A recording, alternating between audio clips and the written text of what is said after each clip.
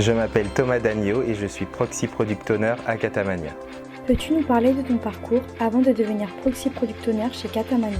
Alors j'ai un parcours assez atypique en ce qui concerne le scolaire. J'ai une licence en biologie-géologie. Après j'ai intégré un master en bioinformatique qui permet de former des étudiants avec un bagage en biologie aux outils de l'informatique. J'ai vu qu'il était possible de prendre la voie de l'ingénierie informatique, ce que j'ai fait. Donc j'ai frappé à la porte d'une ESN qui m'a donné ma chance pour un stage. Puis d'une alternance, j'ai commencé comme ça mon parcours dans l'informatique en tant que développeur dans cette ESN. J'ai été développeur pendant 5 ans. Maintenant, je suis Proxy Product Owner depuis 3 ans à Catamania.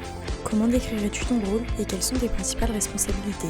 Aujourd'hui, j'assiste à un product owner qui gère une grosse application. Moi, je m'occupe de 2 domaines de cette application-là. Je m'occupe d'organiser des ateliers avec le client, de recueillir le besoin. Une fois ce besoin recueilli, je le découpe. Je fais ce qu'on appelle des user stories. Je fais une planification. Je le présente à l'équipe de développement. Ces US sont développés. Je fais une partie de la recette fonctionnelle de ces US-là. Et donc, j'accompagne du début à la fin jusqu'à la mise en production du besoin que le client m'a exprimé lors des ateliers.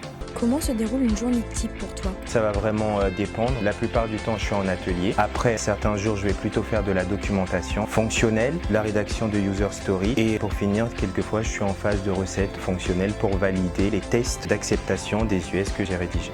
Quels sont les principaux défis que tu as rencontrés dans ta carrière? Le premier défi pour moi a été de mettre un pied dans le monde de l'informatique. Mais une fois que j'ai réussi à décrocher un poste et à montrer ce que je valais, les choses après ont été d'elles-mêmes. Le deuxième défi que j'ai eu à relever, c'est de passer de développeur à PPO. Quand on est développeur, donc on vient du monde de la technique, passer du côté fonctionnel, c'est pas évident non seulement auprès des clients et aussi auprès de sa hiérarchie. J'ai réussi à faire cette bascule grâce au soutien de ma hiérarchie qui m'a permis de me former pour évoluer plutôt au côté fonctionnel et aussi grâce aux opportunités. Un client chez qui j'étais développeur avait besoin d'un profil fonctionnel. Il a accepté que je fasse cette bascule-là, m'ayant vu travailler et ayant vu en moi, je suppose, des qualités pour pouvoir travailler avec les clients et être plutôt côté fonctionnel. Quels outils et technologies utilises-tu le plus souvent dans ton travail? Cela dépend en général du contexte client. Globalement, ce sont des outils de planification et de communication. Pour ma mission actuelle, j'utilise Osmose, une plateforme numérique de l'État qui permet de planifier avec un système de tickets. J'utilise la suite Office. J'utilise Mantis pour relever des anomalies. Selon toi, quels sont les traits les plus importants pour être un bon PPO?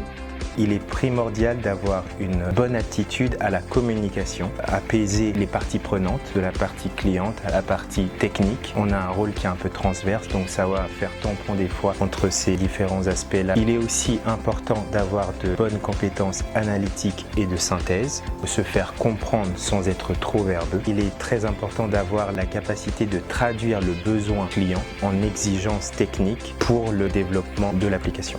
Quel conseil donnerais-tu à quelqu'un qui souhaite débuter une carrière de PPO?